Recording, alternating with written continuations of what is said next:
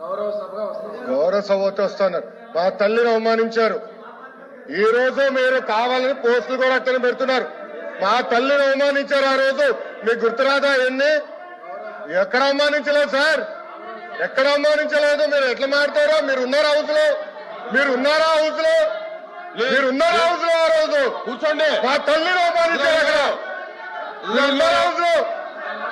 షర్మిల గారిని అవమానిస్తారు, విజయలక్ష్మి గారిని అవమానిస్తారు, మా తల్లిని అవమానిస్తారా?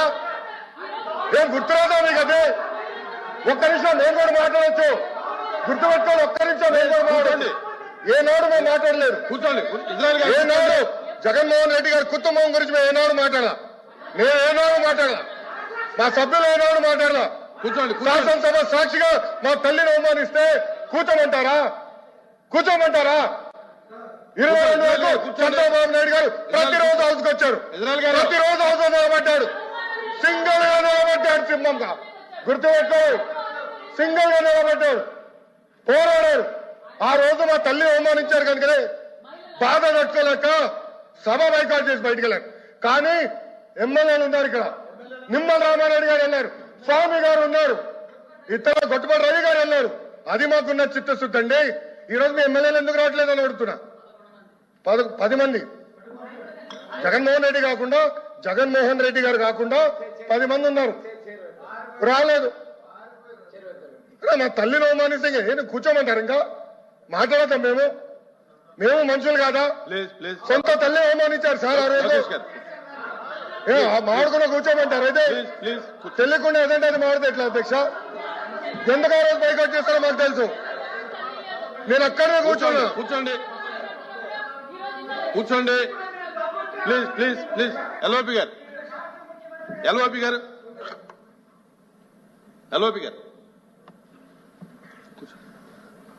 సార్, ఇప్పుడు సభ్యులు వచ్చి మాట్లాడారు. ఇప్పుడు సందర్భాన్ని వచ్చి తీసుకొచ్చారు. ఎవరు తల్లిని, ఎవరు చెల్లిని, ఎవరు కుటుంబ సభ్యుల్ని ఎవరు అవమానించినా సరే ఎవరు కూడా ఉపేక్షించేది లేదు, సహించేది లేదు. దాన్ని ఎవరు సమర్థించేది కూడా లేదు. దాన్ని ఎప్పుడు కూడా సమర్థించాం దాన్ని. అది అలాంటి సందర్భాలు వచ్చి మళ్ళీ మనం లేని సందర్భాలను ఇక్కడ తీసుకొచ్చి సభల్లో ఉండి ఏ సందర్భం మాట్లాడుకుని ఏం చేసిన రికార్డులో ఉండదు అధ్యక్ష. రికార్డులో లేని విషయాల్ని, అవసరం లేని విషయాల్ని ఇక్కడ తీసుకొచ్చి అనవసరంగా హోందాగా మనం ప్రవర్తించాలి అధ్యక్ష. ఒక తప్పుగాని దాన్ని మేము సమర్థించట్లేదు. ఎట్టి పరిస్థితుల్లో సమర్థించట్లేదు. ఎట్టి పరిస్థితుల్లో సమర్థించట్లేదు అన్నారు. ఎట్టి పరిస్థితుల్లో సమర్థించట్లేదు. సమర్థించట్లేదు అంటారు సార్. అధ్యక్ష సమర్థించట్లేదు అంటారు. ఒక్క నిమిషం. ఇప్పుడు సమర్థించట్లేదు అంటారు. ఎవరైతే ఆ రోజు అవమానించారో టికెట్ ఇచ్చారు కదా అధ్యక్ష. మళ్ళీ సమర్థిస్తాం కాదా అది? ఎవరైతే మా తల్లిని అవమానించారో వాళ్ళకి మళ్ళీ టికెట్ ఇచ్చారు, వాళ్ళు ఓడిపోయారు, అది డిఫరెంట్ స్టోరీ. బట్ టికెట్ ఇచ్చినప్పుడు సమర్థిస్తాం కాదా అధ్యక్ష? అది ఎట్లా మారుతారు అధ్యక్ష? ఎల్ఓపి గారు దయచేసి ఆలోచించమని కోరుతున్నా. ఆ రోజు సమర్థించారు, టికెట్ ఇచ్చారు, ఓడిపోయారు ఆ వ్యక్తి. దానికని ఏమంటారు అధ్యక్ష? సో దయచేసి ఆనాడు చంద్రబాబు నాయుడు గారు 2.5 సంవత్సరాలు నాకు గుర్తున్నంత వరకు అధ్యక్ష 2.5 years హౌస్కి వెళ్ళారు. దాని తర్వాత ఎప్పుడైతే మా తల్లిని అవమానించారో అప్పుడే బయటకు వచ్చి వీడియోలు ఉన్నాయి. ఎవరేం చేస్తారో తెలుసు. రాష్ట్ర ప్రజలు ఆనాడు చూశారు.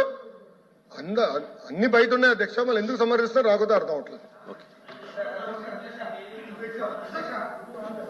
ఒకసారి అధ్యక్ష సార్, ఇప్పుడు బడ్జెట్ మీద చర్చ కొనసాగట్లేదు. ఆరోపణలు అధ్యక్ష. నేను అన్నదానికి వాళ్ళు మాట్లాడారు. మా నాయకుడు ఇప్పుడే మా లోకేష్ రావు గారు చెప్పారు, సభలో గౌరవ సభలో అవమానించారు కాబట్టి ఈ సభని గౌరవ సభగా మార్చి ముఖ్యమంత్రిగా వస్తామని సభలో చెప్పి మేము బయటకు వెళ్ళాం అధ్యక్ష. సమాధానం ప్రజలకు చెప్పకుండా వెళ్ళలేదు అధ్యక్ష. రెండోది, బొత్స గారు ఎల్ఓపి గారు 2014-19 ఇదే హౌస్లోకి మాటిచ్చారు అధ్యక్ష. ఆ రోజు వాళ్ళ నాయకురాలు గురించి ఎవరైతే వాళ్ళ నాయకుడు ఉన్నాడో తండ్రిని అడ్డం పెట్టుకుని 1,00,000 కోట్లు దోపిడీ చేసామంటే వారు మాట్లాడేది వాస్తవం. రికార్డ్స్. రెండోది దయచేసి గతం గురించి వెళ్ళకండి. కన్నబాబు గారు కూడా, త్రిమూర్తులు గారు కూడా, ఈ సభ్యులందరూ కూడా 14-19 సభలో విజయ అని మాట్లాడింది వాస్తవం కాదా? విజయ మాట్లాడేది వాస్తవం కాదా? అదేవిధంగా ఈ రోజు షర్మిల గారిని, సునీత గారిని, విజయలక్ష్మి గారిని మీరు సోషల్ మీడియాలో అవమానించే వాస్తవం కాదా? ఈ రోజున ఇదే సభలో రికార్డ్స్ ఉన్నాయి అధ్యక్ష. మేము ఎవరైతే మహిళలు కించపరిచారో ఆ సభ గురించి మాట్లాడాం కానీ ఈ రోజు మీరు ఎందుకు సభకు రాలేదు, Please, please. మీ నాయకుడు ఎందుకు సభకు రాలేదు అని ప్లీజ్ అడుగుతున్నా. కూర్చోండి ప్లీజ్ కూర్చోండి కూర్చోండి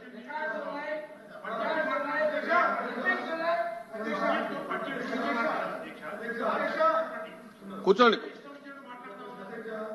మీరు కూర్చోండి, ఆయన మాట్లాడుతున్నారు కదా, కూర్చోండి. సభని సాంప్రదాయంగా జరుపుకోవాలనేది మా తాలూకా భావన. మేము ప్రజల తరఫున సమస్యను ఇక్కడ ప్రతిబించి దానికి ప్రభుత్వం ద్వారా సమాధానం రాబట్టడం అనేది మా బాధ్యత. ఆ బాధ్యత గుర్తరిగి మేము చేస్తున్నాం.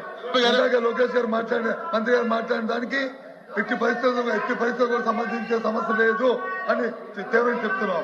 అయినప్పటికీ కూడా మేడం ప్లీజ్ మేడం కూర్చోండి ప్లీజ్. అయినప్పుడు కూడా మళ్ళీ గౌరవ సభ్యులు వచ్చి మాట్లాడడం అనేది అది కరెక్ట్ కాదు.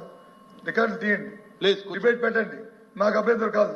అప్పుడు ఎవరి దగ్గర ఏ విషయాల్లో ఏమైనా అంశాల్లో మాట్లాడుకుందాం. మీరు నోటీస్ ఇవ్వండి, మేము నోటీస్ ఇస్తాం, ఇవ్వండి, తప్పలేదు. కానీ లేని సమస్యని, అవసరం లేని సమస్యల్ని, మన గౌరవాన్ని మనం కాపాడుకుని మన గౌరవాలు తగ్గించుకునేటట్లు ఈ అవసరం మాత్రం ప్రవర్తించాలని కోరుతున్నాను. ప్లీజ్ కూర్చోండి. జరిగిపోయింది. ఎల్వీపీ గారు కూర్చోండి.